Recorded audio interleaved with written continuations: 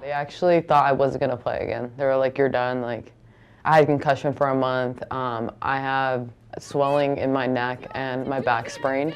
That's what the doctors told Melissa Canizalez just after a corner kick collision in 2014 while playing at New Mexico State University. I saw it and I went up for it and I headed it out, but as I went up in the air, one girl came in this way and my teammate came in this way. And basically they smushed me in between them and my neck and back spazzed out and snapped. And I fell to the ground and then I tried to get up, but then I got the rush of everything and then I fell back down to the ground. My hands went numb, my body went numb, I couldn't feel anything. I just wanted my parents. That's the first thing that went through my head I was thinking of my parents immediately. I was just like, where's my mom, where's my dad? That's the first thing that went through my mind immediately. She was then medevaced from Las Cruces, New Mexico, to El Paso, Texas. It was very scary. I was kind of in and out of consciousness constantly. And then next thing I know, I'm in a hospital bed with a neck brace on. I did MRI, CTs, everything possible for 4 or 5 hours. It didn't take long for her mom, Mercedes, to make the 14-hour drive from her hometown in Las Vegas to be by her daughter's side in El Paso. The rehab would be a completely different story.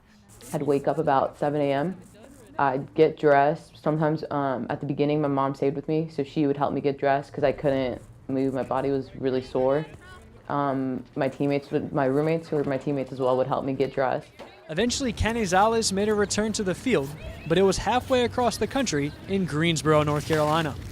After a junior season with the Spartans, the crafty midfielder received an unexpected call to try out for the women's national team of her parents' native country, El Salvador. Even though Canizalez has been born and raised in the United States, El Salvador has always been her home. For anyone who's Spanish, your culture's everything. You're so proud of where you're from. It's everything to you. So when Canizalez learned she made the national team, it was a monumental moment for her family, especially her dad, Danilo, a former soccer player himself, who instilled the passion he had for the game to his daughter. I have the most immense love for my dad in the world. Anyone who knows me, I will always tell him my dad's my best friend in the whole wide world.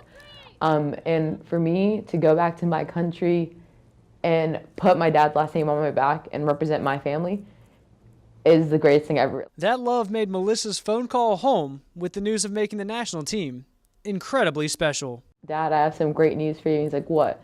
And I was like, I made the national team. And he was just he stayed quiet for a second. And he starts doing this weird screaming thing.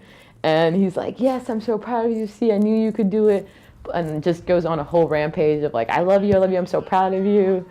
And it was awesome because my dad is just an amazing person. So I love whenever he's happy. Melissa will have a chance to make her dad proud once again early next year when the El Salvador women's national team takes part in qualification for the 2018 CONCACAF Women's Championship, which is the first step towards participation in the Women's World Cup in 2019. It's insane. It's something when you're a kid you always dream of, and then when it's in front of you, it's hard to believe.